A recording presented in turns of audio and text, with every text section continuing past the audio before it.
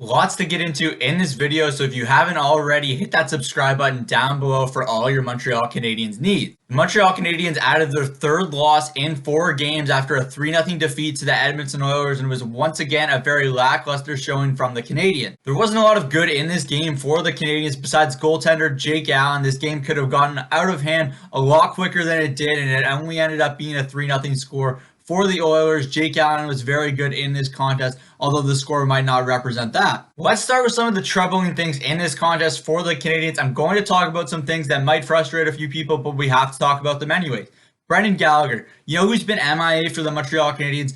Brendan Gallagher. It's funny because a lot of people seem to think that you can't criticize players that have proven it in the past, but I'm going to do just that. Brendan Gallagher hasn't been very good for the Montreal Canadiens to start this year, and for someone that is supposed to bring his players into the fight with him, Brendan Gallagher hasn't been able to do that so far this year, and he hasn't exactly been contributing on the score sheet either. Now we shift over to his line mate, Phillip Danault, whose biggest concern should no longer be about not being on the board through 14 games. It should be about turning down a reported $30 million over 6 years with the Montreal Canadiens, because that contract and its demands have seemingly gone out the window for Danault and his camp, and it appears they will not be coming back. There's no two ways around it. This Montreal Canadiens team is struggling right now. I see a very struggling breakout, which starts with the defense and their inability to make a good first pass and exit the zone properly. This is a team that thrives off the rush, and if they're not able to clear the zone properly and start a good game in transition, they're going to struggle a lot more than they already have been as of late.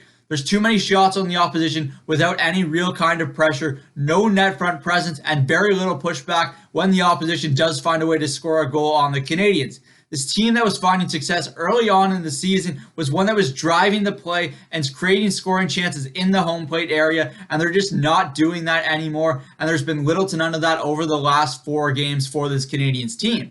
There's one good thing that I did want to note as of late, and the one thing I did like was that Alexander Romanov doesn't seem fazed by playing against the big guns like Connor McDavid and Austin Matthews. He still plays with his confidence.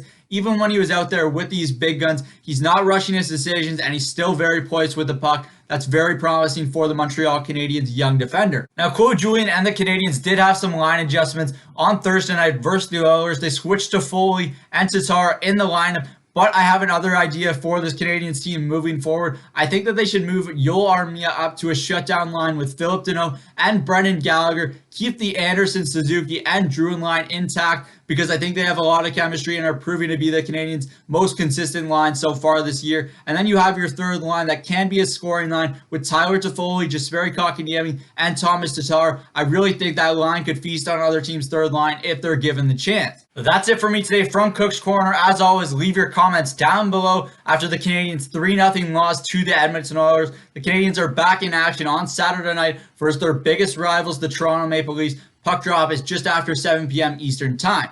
I'm Zach Cook. We'll see you later.